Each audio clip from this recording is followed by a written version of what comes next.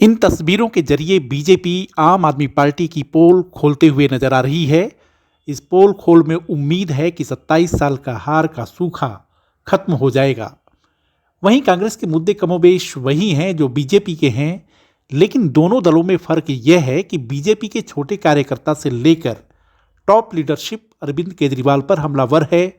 केजरीवाल और उनकी पार्टी से एक ही सवाल कि दिल्ली को संवारने चले थे, क्या हाल कर दिया। कांग्रेस के नेता भी इसी तरह से जमीनी स्तर पर हमला कर रहे हैं, लेकिन राहुल गांधी इस अभियान से अब तक एक तरह से नदारद थे। हालांकि सदर बाजार और मुस्तफाबाद भले ही वो ना पहुंच पाए हों, लेकिन अब पूरे जोश खरोश के साथ अरविंद केजरीवाल की बखिया उधेड़ दी। और वो आए थे, उन्होंने कहा था कि नई तरीके के राजनीति करूंगा, साफ सुथरी राजनीति।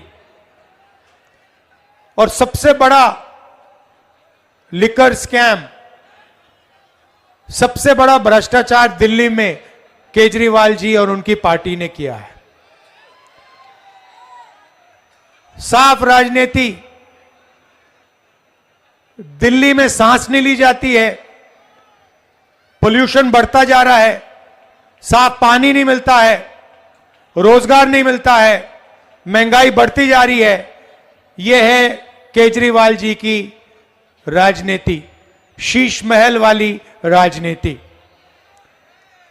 पहले छोटी सी गाड़ी में घूमते थे, इलेक्ट्रिक पोल पर चढ़ जाते थे, जन लोकपाल बिल की बात की थी, अब सब भूल गए। बिजली का खंभा भूल गए, छोटी गाड़ी भूल गए, अब शीश महल वाली राजनीति करते हैं केजरीवाल जी। और जब दिल्ली में नफरत फैल रही थी, जब आपको उनकी जरूरत थी, जब माइनॉरिटीज को उनकी जरूरत थी, तो फिर वो आपके साथ नहीं खड़े थे। मगर कांग्रेस पार्टी और मैं आपके साथ खड़े थे। अब राहुल गांधी पटपड़गंज में चुनावी सभा कर रहे थे तो निशाने पर डिप्टी सीएम रहे मनीष सिसोदिया भी आ गए। बता दें कि मनीष सिसोदिया ने अपनी सीट इस दफा बदल ली है और सुरक्षित जीत के लिए जंगपुरा का चुनाव किया है। ऐसे में राहुल गांधी ने चुटकी लेने वाले अंदाज में निशाना साधा।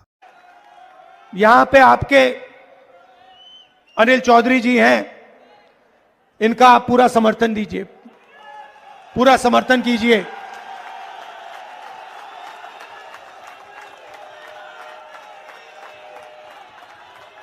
यहां पहले सिसोदिया जी कैंडिडेट थे ना, सिसोदिया जी से, तो सिसोदिया जी यहां पहले कैंडिडेट थे, जो लिकर स्कैम के आर्किटेक्ट हैं केजरीवाल जी के साथ, जिन्होंने मतलब पूरा भ्रष्टाचार यहां किया। तो वो तो यहां से भाग के चले गए, डर के मारे भाग के चले गए। अच्छी बात है, आप अनिल को भारी बहुमत से जिताइए।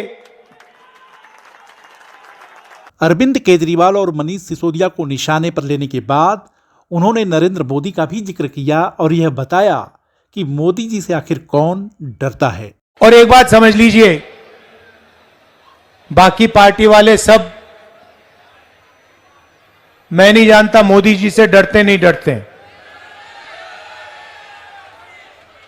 केजरीवाल जरूर कांप जाते हैं।